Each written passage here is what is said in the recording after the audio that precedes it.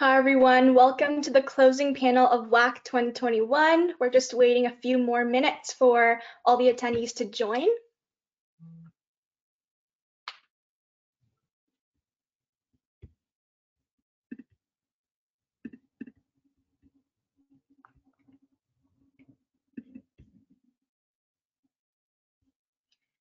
All right, as people start rolling in, I'm just gonna start and get this closing panel started. So welcome everyone to the closing panel of WAC 2021. My name is Emma Jo and I'm the Director of Programs this year. I hope you all learned something new at your two plenary sessions this morning, met someone new at the networking events, and had an amazing time at the startup exhibition. Today, we will be hearing from two very special Canadian-based entrepreneurs, Alan and Ava Lau. Champion of the Canadian startup ecosystem, Alan is a co-founder and CEO of Wattpad, a global multi-platform entertainment company for original stories. He leads the company's efforts to transform how people discover, create, and engage with stories across multiple platforms, including the top-rated Wattpad app with over 90 million monthly users. Today, entertainment companies work with Wattpad to adapt stories for other platforms. These stories have become blockbuster movies, hit television series, and best-selling books around the world. Since its inception in 2006, Wattpad raised $118 million from top venture capitals in Silicon Valley, New York, Canada, and Asia. In January 2021, Naver, the South Korean internet conglomerate, announced the acquisition of the company in a transaction valued at more than an estimated $600 million. Alan is a three-time entrepreneur, co-founding Feed M8, a mobile advertising company, and Tire Wireless, a mobile gaming and technology company prior to Wattpad. Serial entrepreneur turned investors, Alan, along with his wife, Ava, are the founding partners of Two Small Fish Ventures, a fund that invests globally in early-stage transformative tech companies with strong network effects. They leverage their experience in building large-scale internet companies to help entrepreneurs build the next big thing. Acting as a managing director of Two Small Fish, Ava is one of the few women leading a venture fund in Canada. Due to her focus on investing in companies with strong network effects, Ava is regarded as an expert in this area as she has created the Asset Framework, which has been adopted by many entrepreneurs and accelerators in developing their business strategies. Prior to starting Two Small Fish, Ava was Wattpad's head of community and content. She is also involved in numerous incubators and accelerated programs, including the Creative Destruction Lab at the Rotman School of Business and Ryerson University's DMZ. Ava also serves on the board of the Upside Foundation, Volta, and Branksome Hall. Please join me in welcoming the Laos to the virtual podium of the closing panel of WAC 2021. Well, thanks so much, Emma, for introducing us. So you know what? I'm going to show my screen right now. Can everybody see my screen, or what are you guys seeing right now? There you go. Yeah. So it's our privilege to be here. So this is a short agenda of what we're going to be talking about today. Who we are, the Wattpad story, and how we're going to how did we democratize storytelling through innovations. And most importantly, we want to talk about our Canadian unfair advantage in the tech world. So as Emma has just introduced us. So me and Alan are both immigrants to Canada. We came to Canada when we were teenagers. We both graduated from University of Toronto Engineering Department. We both are innovators, serial entrepreneurs. Most importantly, we are BH parents. So I'm going to actually turn it now to Alan and let him talk about the Wattpad story. Yeah, before we talk about innovation and Canada's unfair advantage, I think it's important to spend a few minutes to talk about Wattpad. I hope most of you have heard about this or a user already, but you might not know the backstory, which is important because it ties to the innovation topic that we want to talk about, and also the Canada's unfair advantage. So as Emma mentioned, Wattpad today is a global multi-platform entertainment company. However, next slide, please. We have over 90 million monthly users, and I'm not going to spare you the details of all the numbers. But one thing I do want to zoom in on is the 50 languages that we supported. I'll come back to this point later.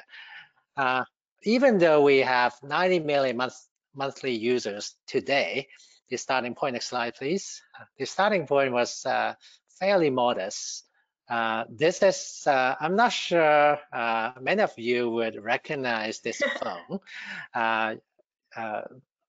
This phone was the most popular phone in year 2007, and came from a company called Motorola. You probably don't know or never heard of this company, but I'm pretty sure some of you, when you were born, when you were 5-year old, you probably would take your parents' phone and play some games on this phone. So you may have some memory about this, but if not, that's okay. This is how a phone looked like in 2007, and this is the time when we started the company. We started off with a reading app on this flip phone, black and white phone, that you can read maybe 5 lines of text, 7 lines of text at a time. That was the most advanced phone at that time. It was before the iPhone came out. iPhone only came out in the summer of 2007, so we were a little bit ahead of our time. So next slide, please. I also want to share with you the website, because the phone at that time, you can only read, you cannot upload anything. It's so primitive. So we had to build a website for people to, if you can read the tagline, read and share stories on your mobile phone. That's what we did back then, and this is still what we do right now. Of course, we are doing expanded into so many different areas now. But what I want you to pay attention to is, this is when we first launched version 1 in 2007, January, and pay attention to the left-hand side. We already supported 10 different languages, and really quickly, we supported over 20 languages. And because the idea at that time was, as much as we are based in Canada, Canada is a very tiny country, so we cannot, the market might be too small for us, and we want to make sure we can expand globally. And if we want to expand globally, we have to support so many different languages. And guess what? The first language that took off on the platform wasn't English. We were right. First language that took off on Wattpad was Vietnamese. So yeah, I've never been to Vietnam. I don't speak the language. In fact, I don't even know a single friend who is Vietnamese. All I know about Vietnam is I love the pho. It's very lovely food, but I don't know much about that. But this is a very important point, because for us to capture the as big an audience and make as big an impact as possible, global. So next slide, please. Well, because we launched the company a little bit ahead of our time, so I would say in the first 2-3 years we were really struggling. I think in the first year we thought we would have 1 million users, but after 1 year, towards the end of year 2007, we could only, we were kind of great, 1 million, but we missed by 3 zeros. So we only had 1,000 users at that time. So as a free product, 1,000 users is really, really tiny. In fact, I would even say we failed. But we did not give up. We keep on improving, and in a way, our vision was right, because for Wattpad to be successful, we needed 2 things. Number one, the phone capability has to be continuously improving so that people can read and eventually write very comfortably on these phones. And secondly, mobile internet has to be ubiquitous. At that time, there was no mobile internet. Remember I told you, you have to go to a website on your desktop, PC or Mac, upload the content, and you have there's no mobile internet from Rogers or Bell. So it's a very, very clunky experience, but we know that that will change, that time will come. And we were actually right, because a year after we launched, iPhone came out, and then Android came out a year later, and then as you know, everyone is connected to the internet all the time on the devices that you carry all the time. And we quickly changed the app on the flip phone to, you know, Apple, Android, and BlackBerry. Remember that BlackBerry device? You probably have never heard of that either. But anyway, we were on all those platforms, and that helped us help our user base start to take off. Next slide, please. But I want to share with you one email that I received from one of our users in the middle of 2009. You can read. I'm not going to read this out to you. I'm just going to pause for 10 seconds, let you read these two sentences.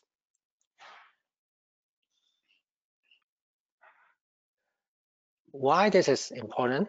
This is a life-changing email to me, because when we first started, of course, we think about the business. We think about how big we can be.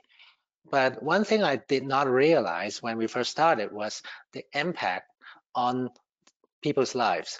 And this is a very, very good example that you can build a gigantic business and yet at the same time have a big impact, have a big positive impact in the world. And that's money cannot be measured, cannot measure. So next slide.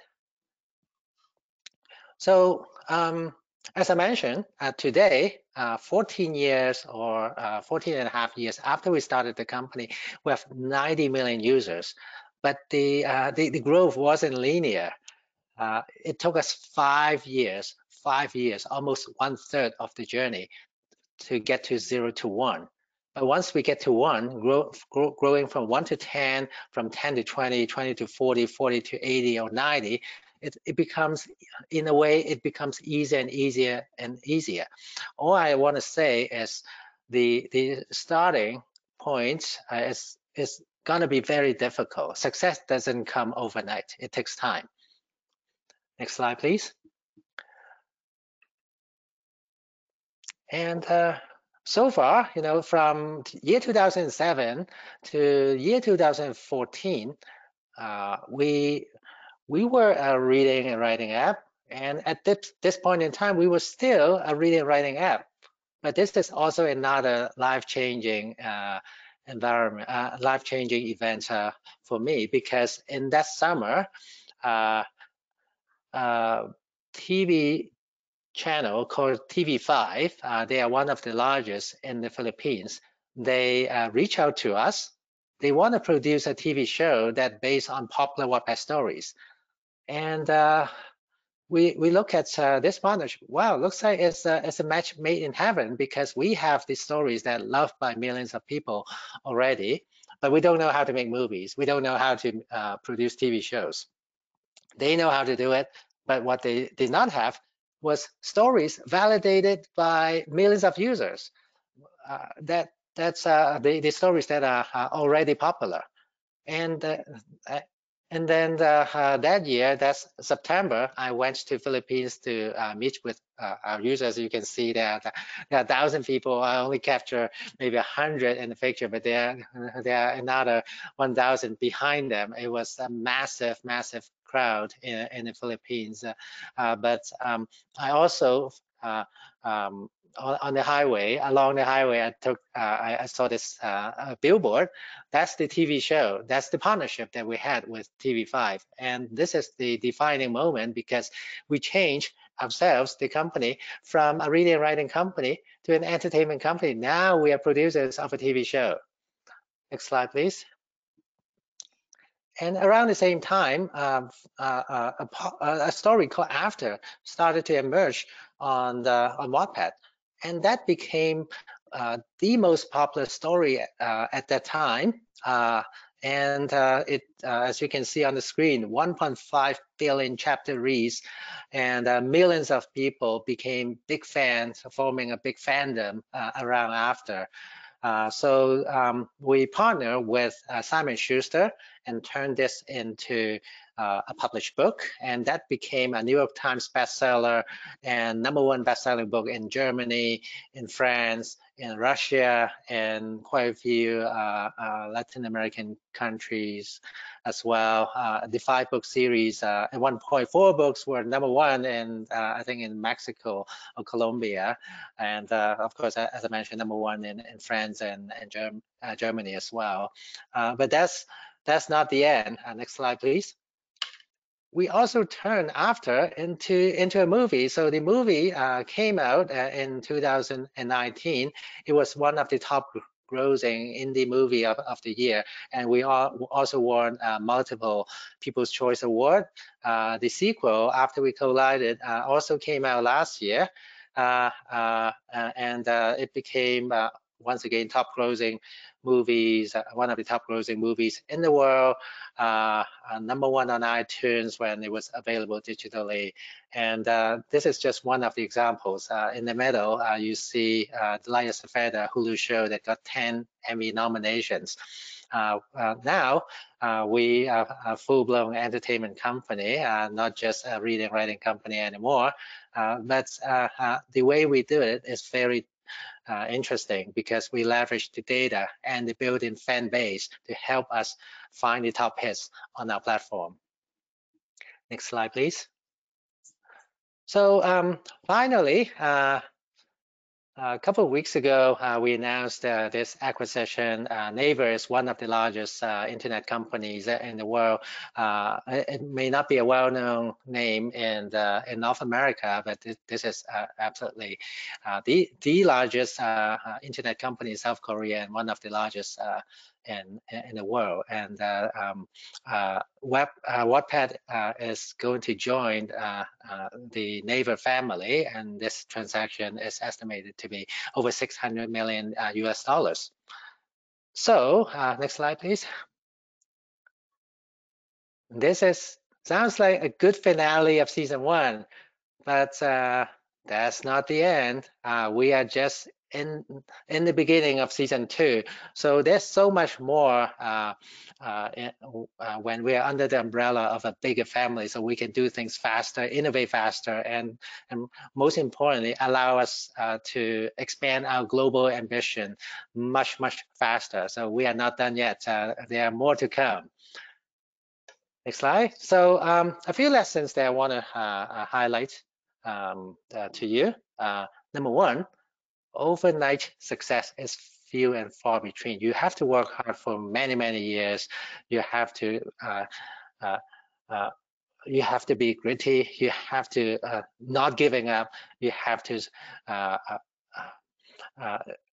understand all those failures, all those challenges along the way, because it's not a straight line up and to the right. It's a roller coaster. #2, it's a journey, and sometimes the outcome might not be exactly what you anticipated. And if you asked me 14 years ago, would we be producing movies? I would say you must be crazy. How can we possibly be producing a movie? But all those little things or important milestones, you don't figure out on day one. You discover that as part of your journey.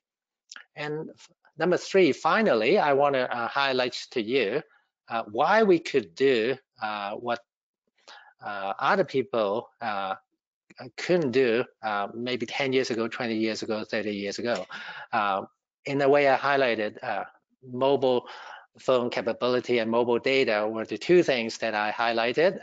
Those are new technologies at the time that enable us to become the global company that you see today. So I'm going to go through these bullet points, but I just want to highlight a few things that wasn't possible before, but now it's becoming possible, at least in the past 10 years, became possible for us to build a company like this, is because now we can capture the global opportunity. Now, because mobile is ubiquitous, now we can, the world has the ability to analyze a huge, massive amount of data. Next slide, please. So I'm going to pass the mic to Eva to talk about democratization of storytelling. Yeah, thanks, Alan. And for those of you who know me long enough, you would have known that other than the two co-founders, Alan and his other partner, Ivan, I was the very first one who worked in the team of Wattpad.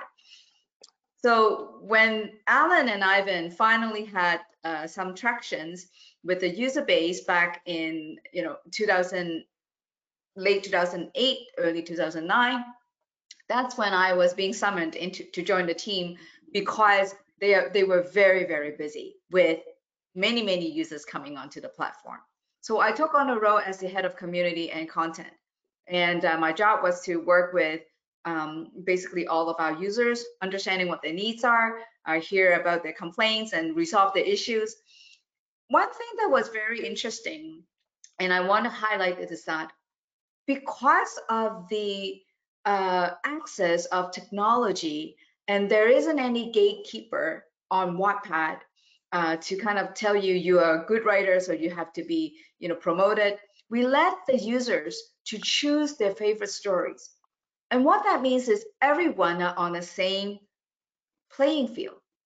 So that allows many different types of writers to come join Wattpad and share their own stories.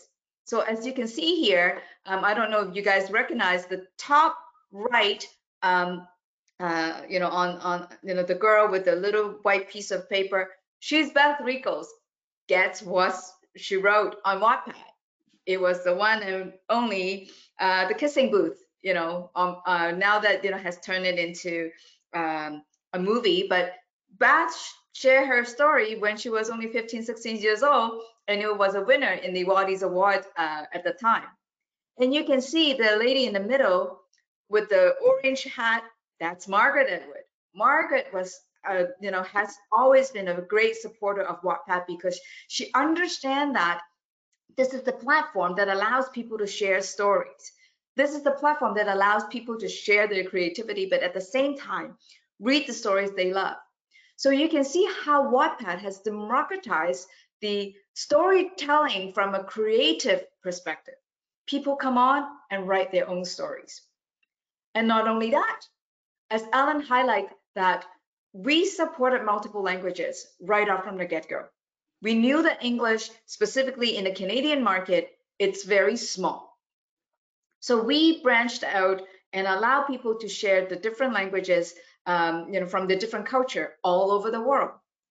And that also democratized stories to cross boundaries.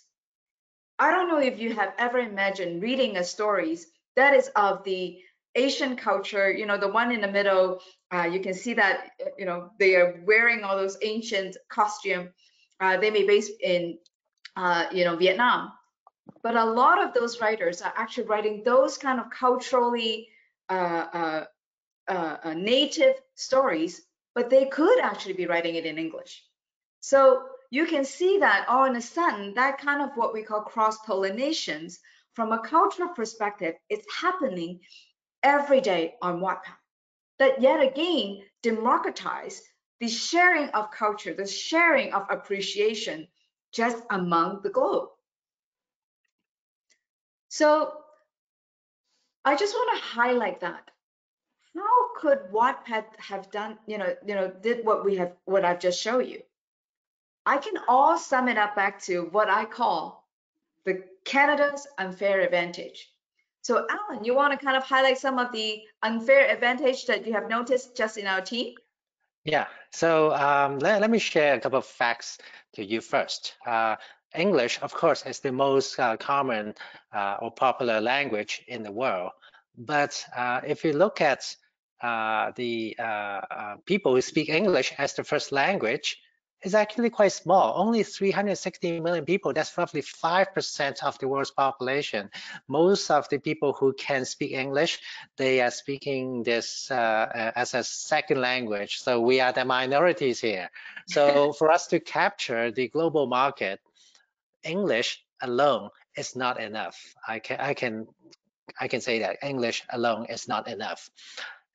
However, if you look at Toronto, this is something very, very unique. I don't believe we are the only one, but we are probably the only, perhaps only 5 big cities, big metropolitans in the world that has so many immigrants. Half the Toronto's population were born outside of Canada. This is something very, very unique. So next slide.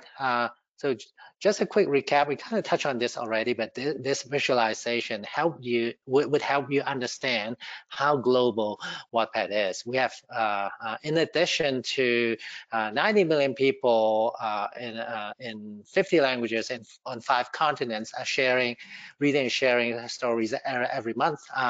We also have 90 culturally relevant movies or TV shows in development and on 5 continents right now. Immediately behind me is a poster.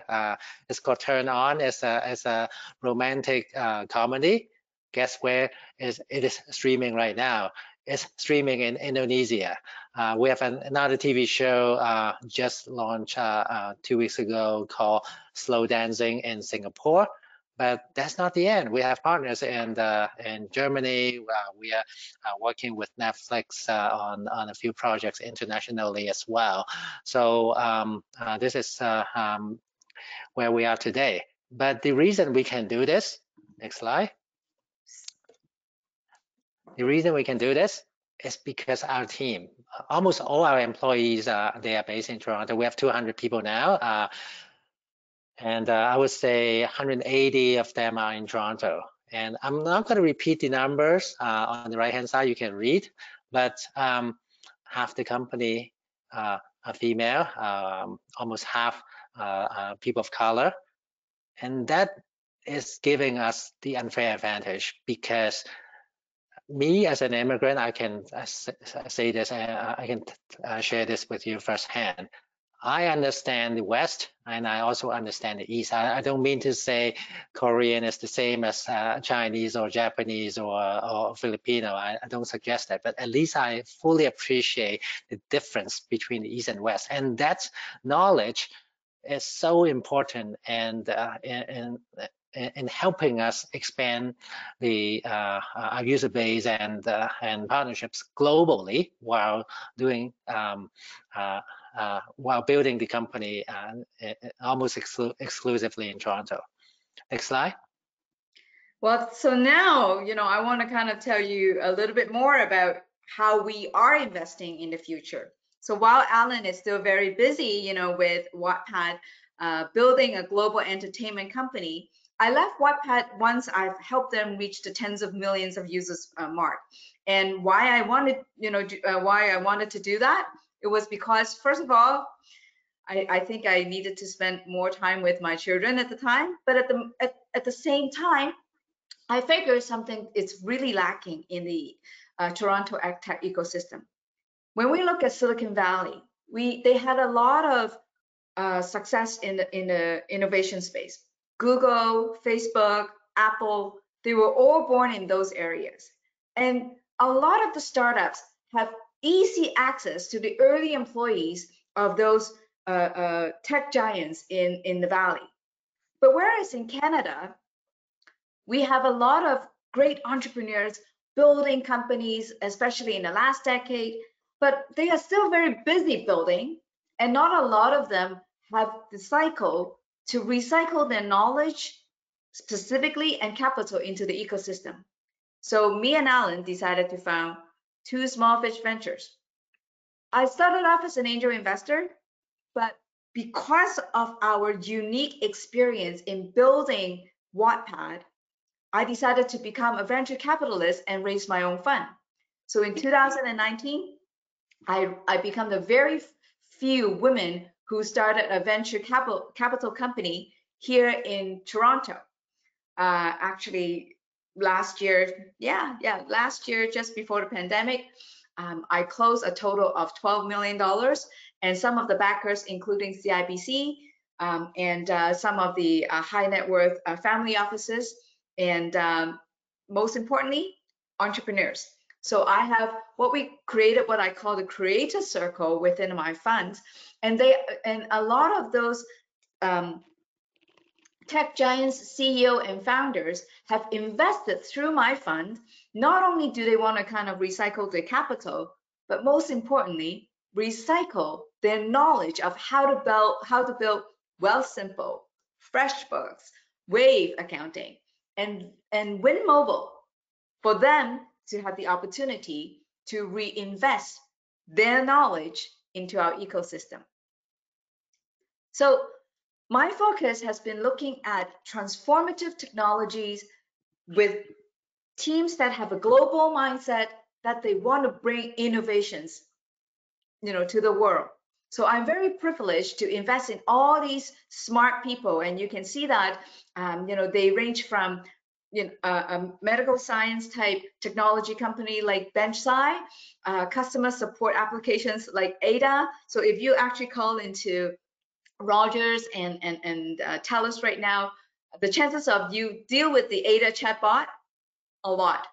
The one in the middle, Skip the Dishes. So we were the very first angel investor in Skip the Dishes. Yes, they get acquired by Just Eat, a few years ago, but we were very proud to have backed them. And I also invested in a company like ShareTax. Why I want to highlight ShareTax? So let me tell you why. ShareTax makes unbreakable pantyhose. Me as a woman VC here in Canada, that alone brings in a lot of diversity. Guess what happened whenever I told people that I am an investor at ShareTax? I say, do you know that they make unbreakable pantyhose? Those pantyhose are awesome. Most of the men who are investors will ask me this question. Why would you want to invest in companies that makes unbreakable pantyhose? Don't women just need one pair and never buy another pair?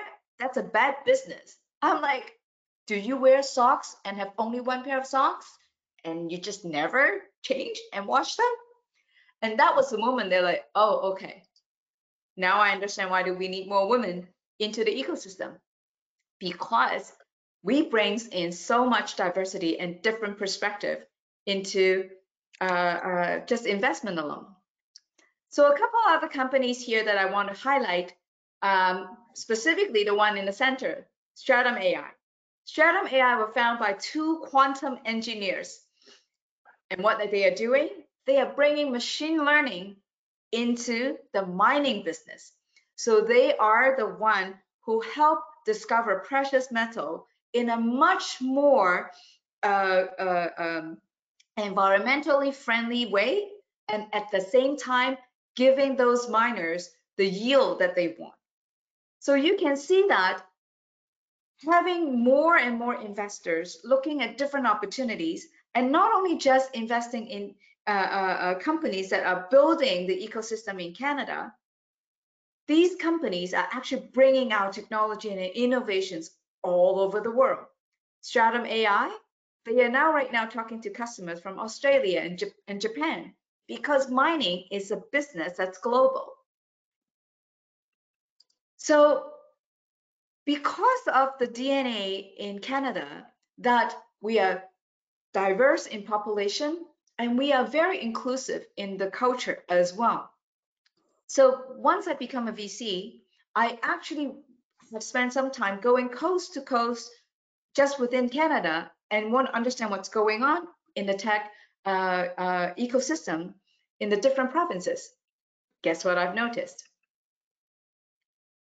Everywhere, innovation is really booming. From Next 36 in Toronto, DMC in Toronto, Mars Creative Destruction Lab. We also have a huge community also in the Waterloo region, Community Tech, Velocity Garage, and even in Schulich in York University, they have a startup group. If we look outside of Ontario, we have Propel and Collabs in the East Coast. And then on the West Coast, we have Accelerate Okanagan, New Ventures BC. I actually did a Google search just before this presentation today. There are over 40 tech accelerators just in Canada. And there's one thing in common. Just look at all the faces. There are people who are Canadians through and through. Chinese Canadians, African, Canadians, Southeast Asian Canadians. Collectively, we work together and building global products. Everywhere I go, I cannot believe the diversity that I see in all of the ecosystem. This is really our time. When the world needs people who have global mindsets, that are aware of the needs around the world, appreciate each other's culture, ethnicity, and different background. I strongly believe that this is now for us Canadian to take the center stage of innovations in the world. Why? I strongly believe that global citizens build global products, and this is the unfair advantage. And Alan and I have proven that we could bring innovations in the entertainment world just by democratizing the storytelling platform. So I am very sure that if you put your heart to it, you can bring innovations and democratize even more frontiers and build global products. So that's the end of our presentation. Thank you. Thank you so much, Ava and Alan, for your insightful remarks regarding the Canadian advantage in the stage of innovation. Especially over the past year, diversity, equity, and inclusion has been a global priority, really, and it's truly inspiring to hear how Wattpad allows the world to have its own voice, and to hear how both of you are really trying to help these small ventures build the next big thing. So now we're going to move on to a quick 10-minute Q&A, and we're going to try to get through as many questions as possible. So I'm just going to look through the questions we have. And our first question from the audience is, as both of you have had extensive experience in the technology industry, how would you describe the progression of technology and the internet over the past few decades? Were there any key milestones you remembered, such as the year in which computers became widespread or when social media became mainstream? And in what areas do you believe there is great opportunity for technological innovation in the coming years? I'm going to let Alan talk about the past, and I'm going to talk about the future. Okay. I think there are so many important milestones, but I will highlight maybe 2 or 3. First, the availability of a computer for the general public. That's in the 80s. Before that, only large enterprises were able to use computer. So that's life-changing. And in the 90s, the availability of the internet.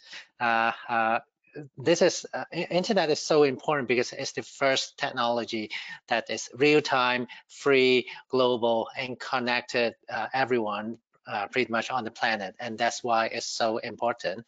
And then social and mobile in the last decade or so, they came almost at the same time, and that's also important because not only like the internet connecting everyone, it's actually on your device. You can't get away from the internet anymore. It's with you when you're sleeping. I know that you teenagers always have your phone sleeping right next to you. So this is also another life-changing technology. So Eva, what do you want to talk about in the future?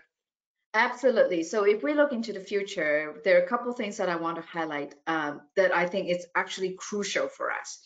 First of all, machine learning and AI, it's absolutely going to be taking over in every single aspect of our lives, from financial data, understanding how users are spending their money, where the credit risk and opportunity to help those people who in need. Those are all AI driven.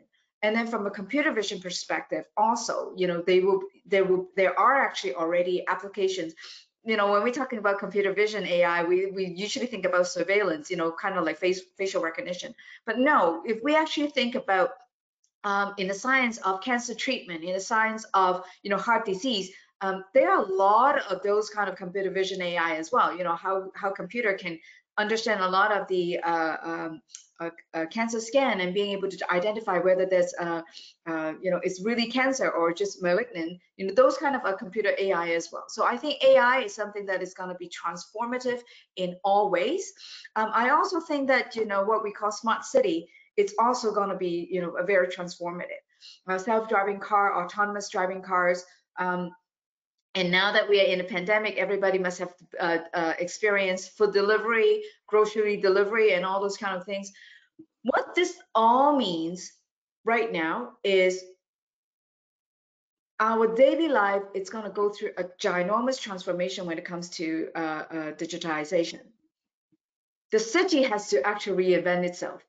Transportations, more bike lanes and then an autonomous car, and then logistics when it comes to just supply chain management and delivery, the last mile right to your doorstep, so that your Uber Eats are still going to be warm. All those kind of things. It's all part of what I call the smart city initiative.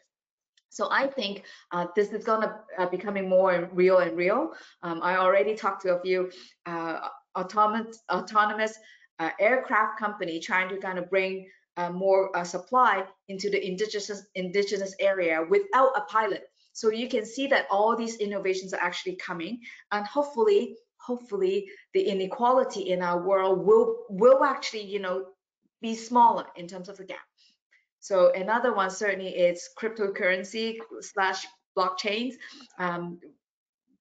This is a very, very interesting area, and I think it's going to impact the economy even more in the future. So for those of you who are studying economics right now, I encourage you to take a look at what cryptocurrency is, because I think in 10 years time, some countries will actually be running on their own crypto, and I wouldn't be surprised at all. Awesome. Thank you both so much for your answers. They definitely helped our global audience. And before we conclude your remarks, I just wanted to ask if there's any final messages or advice you would like to give to our global audience of change makers and future entrepreneurs. I'm going to start, and then I'm going to let Alan do the closing.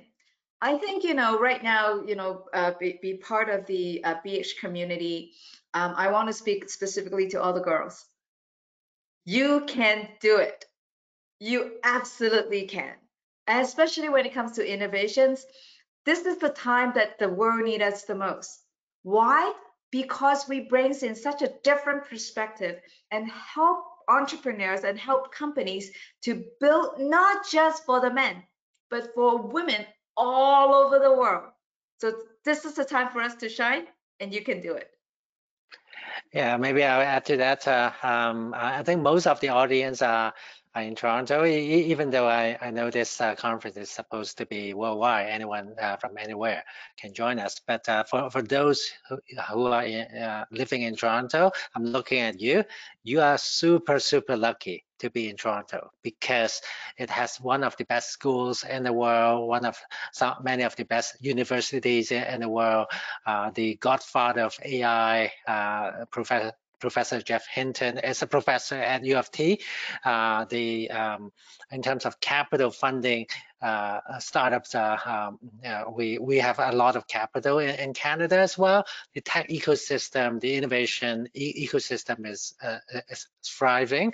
So, and I can go on and on and on, and of course, including what I talked about previously, half the population in Toronto are immigrants. We have the global perspective. Nobody else have this type of advantages. So the combination, we are in the best position to take on the world, and we're in the best position to become the best innovators in the world. So leverage that, take advantage of that, and go do it.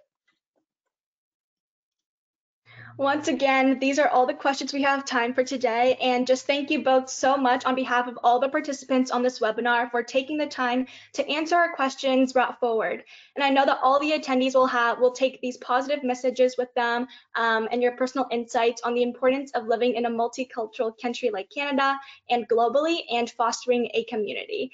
And so this formally concludes the closing panel of WAC 2021. So once again, thank you both so much for coming today. Thank All you. right, before I hand it back over to Lauren and Krishna, who are our chairs to close off WAC 2021, I would like to extend a huge thank you to our two lovely chairs and on behalf of the entire WAC team.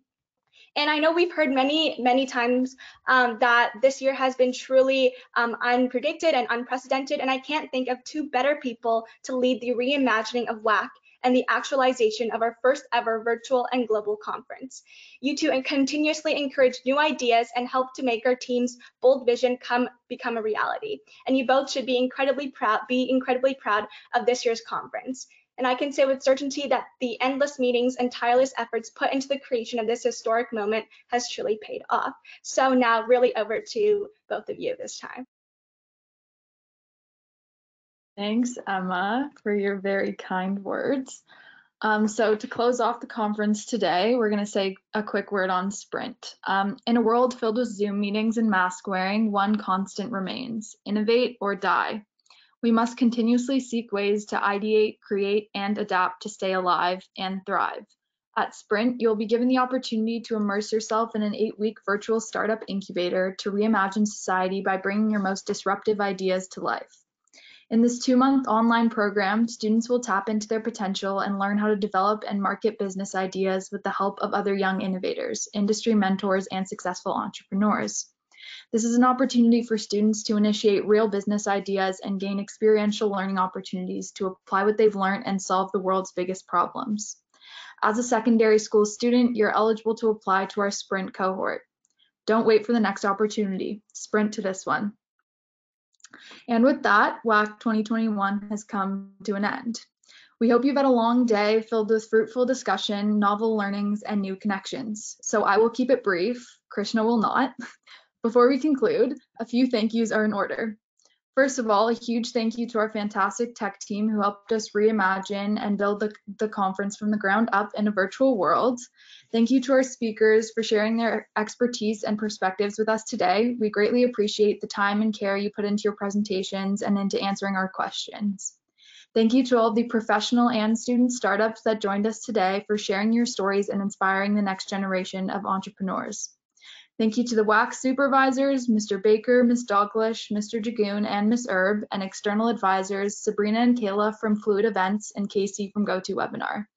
We're so grateful for all of your unwavering support throughout this process. And finally, a massive thank you to our entire executive, senior, and ambassador teams for working tirelessly for the past year to make everything run smoothly today. Without you, there was no question of doing something so daring like this. To actually run our first international and virtual conference, all of our success belongs to you. Thank you so much, Lauren. So as the day draws to yet another happy conclusion, and I have an unorthodox, unprecedented audience before me, I'd like to take a few more moments to share a little bit about myself, my WAC story, and what I've learned throughout this journey. For those of you who may not know me, again, my name is Krishna Bambuwale. I am a son, a twin, a brother, a friend, a student, and yes, a co-chair of this year's World Affairs Conference. Like today's event, my life and my journey with WAC has not been all rosy. In fact, it has been one of winding paths, circuitous routes, and labyrinth-like roads. In grade 9, I joined my current high school, Upper Canada College, located in Toronto, Canada. With my twin brother, Karam, who many of you have seen today, and my family, it was our 4th move in a span of 17 short years. Once again, we were presented with an opportunity to explore new offerings, meet new people, and appreciate a radically different culture than the ones we had grown fond of in New Delhi, London, and later Philadelphia. Constant change throughout my life has taught me the importance of agility and adaptability in an unpredictable world. During my first year at UCC, I had the chance to attend the World Affairs Conference for the first time. It was very, very different from the one you have seen today, but nonetheless, eye-opening to receive exposure to such important topics from such incredible speakers. Nuclear technology, big data, climate change. As a 14-year-old boy, I remember the chance to be a part of these conversations without any prior knowledge. Remember, you don't need to know it all. You just need to be willing to listen, learn, and when you're eventually ready, contribute. So like any motivated student, I decided to be a part of this developing team and applied for the next year's conference team. Applications opened around the summertime, and in savoring those sweet early days of summer, I ended up submitting my application late after an already extended deadline. On principle, Sean Huey, the elected chair at that time, who today is like a brother to me, refused to recognize my application. To all of you listening today, there's one lesson I could impart. It's to never miss a deadline. It's just simply not worth it. So after months of email exchanges, Sean, he decided to give me an opportunity. I was stubborn, persistent, and adamant throughout the summer months. I believe that Sean did not know what he was missing out on. He eventually made me the assistant head of strategy for this conference. It may sound like something special, but I assure you, it was really a nothing role. There was no formal recognition whatsoever. I did not have tasks to complete, but it didn't matter whatsoever. I spent that year in the trenches, as I call them, watching and learning from a distance as to how a conference like this runs and the sustained efforts inputted by all stakeholders involved, students, faculty, and speakers. Year 2 was different, however, radically different, if you will. In our 38th year, we needed to revitalize our team partnership with our sister school, Branksome Hall, and truly innovate a dying conference. And so we did. Prioritizing collaboration, dissent, and inclusion, we added an entrepreneurial thread to the conference known as Sprint. It was successful, and exactly 1 year ago, I was elected to be chair of this conference from UCC, and I thought to myself, here we go, an opportunity to do something bigger than ever. Luckily, my enthusiasm was shared. We had over 100 students apply between our 2 host schools to join this team. We eventually chose 60, and we never looked back. Robert Frost, the eminent English poet, once said something especially profound. You may have heard it before. 2 roads diverged in a yellow wood, and I took the one less traveled by, and that has made all the difference. If there's one thing that's clear to me today, it is that unconventional success requires unconventional paths. With the WAC team this year, we've really done everything based on a vision and a few core values that have grounded us. We have not had the benefit of foresight, nor an understanding of what may work. We've had to seek discomfort, pivot, and try something new time and time again. But throughout this journey of putting on this conference, I've learned the importance of falling in love with the process and not the outcome.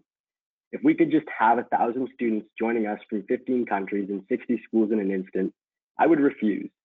Because in life, we must resist the easy path in favor for the one that's unknown and challenges us, the one that allows us to make mistakes and later endows us with invaluable insight, the one where you're able to learn something about yourself, your interests, and what you truly love.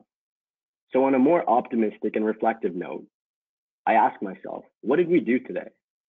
Well, in short, we found a way to unite the world in the toughest of times. We have students from Geelong, Australia, joining us now at 5 in the morning their time, pizzas in hand. We have students joining us from Kenya, South Korea, England, Germany, New Zealand, India, and China. How often does that happen? Almost never is the truth. Margaret Mead once said, never doubt that a small group of thoughtful, committed citizens can change the world. Indeed, it's the only thing that ever has. We might be 1,000, but I assure you, we are a small group and we will always be that small group. Hold on to that. Trust me. Today, we had the opportunity to listen and learn from some incredible speakers. It started in the morning with Andy Chisholm, where aside from an unexpected moment where we were all deferred from reality, we heard about a new perspective of sustainability and its vital intersection with finance. Mr. Chisholm discussed the union of environment, social equity, and economic vitality as we embark on what he called the Great Reset, an unparalleled opportunity for us to capture, not a hopeless burden for us to overcome.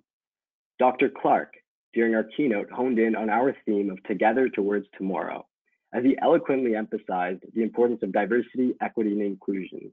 Once an oral wallpaper, that is oral and oral, A-U-R-A-L, let's make it an inflection point where we finally turn in a positive direction forever and ever.